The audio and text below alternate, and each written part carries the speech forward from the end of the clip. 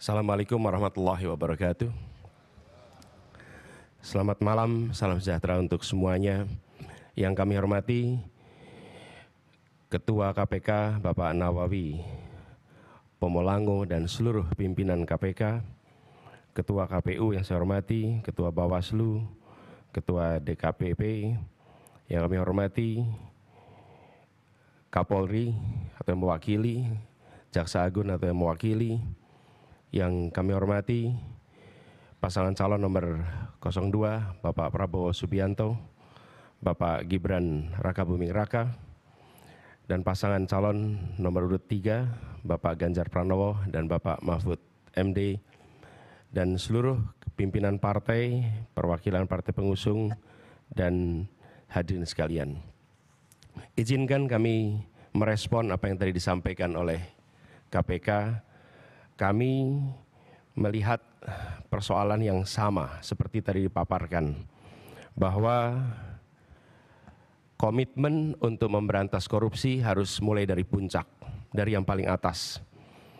Dan kita menyadari Indonesia seperti yang disampaikan didirikan oleh orang-orang yang berintegritas. Dan contoh-contoh seperti Muhammad Hatta, Hugeng, Baharudin Lopa, dan akhir-akhir kemarin adalah Pak Artijo Alkostar, adalah contoh pribadi-pribadi berintegritas yang saya rasa harus kita kembalikan lagi di Republik ini. Ini persoalan yang amat serius, yang tidak boleh kita anggap enteng dan sederhana.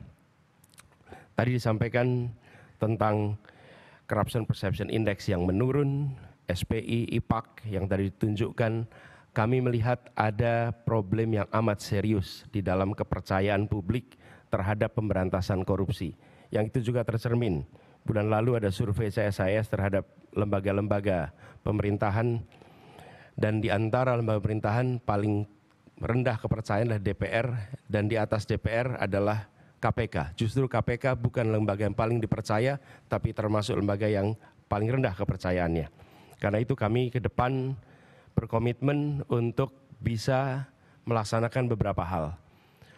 Pertama adalah mengembalikan kepercayaan publik, mengembalikan KPK menjadi institusi yang memiliki kekuatan dan memiliki kemampuan untuk menindak seluruh tindakan pelanggaran korupsi. Dan ini dari aspek apa? Satu, undang-undangnya.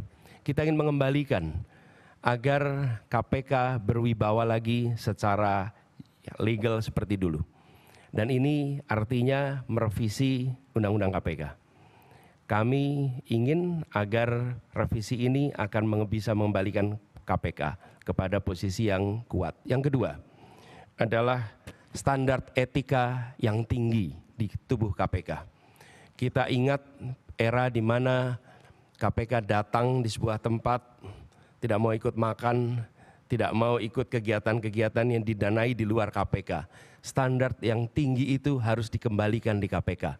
Sehingga bukan saja undang-undangnya memberikan kekuatan dan kemandirian, tapi juga di dalamnya baik pimpinan maupun seluruh staf bekerja dengan kode etik yang amat tinggi.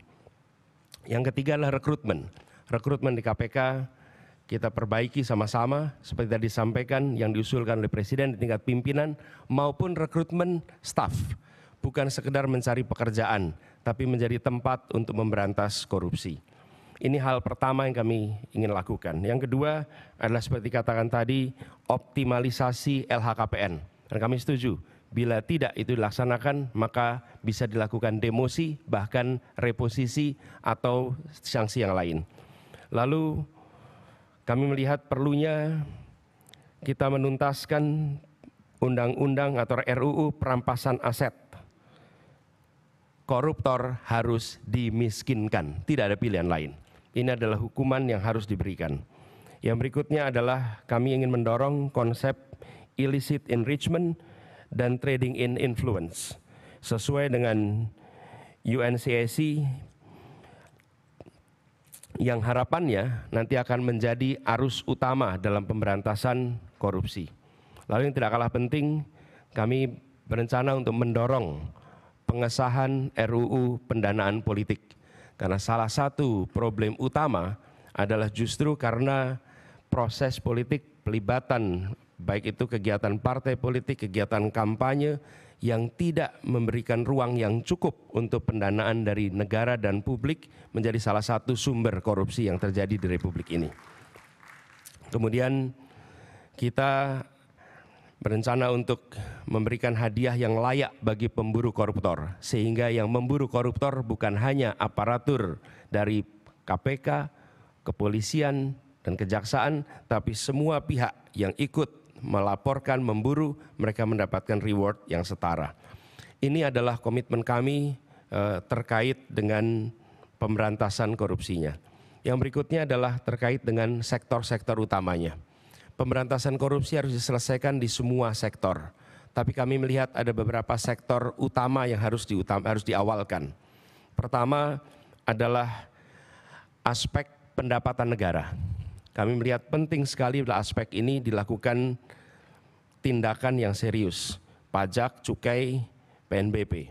Kemudian sektor sumber daya alam khususnya dan sumber daya laut. Yang ketiga adalah sektor pangan, karena korupsi di sektor ini berdampak amat besar kepada kesejahteraan seluruh rakyat Indonesia. Yang berikutnya adalah yang ketiga sektor layanan dasar, pendidikan, kesehatan, infrastruktur.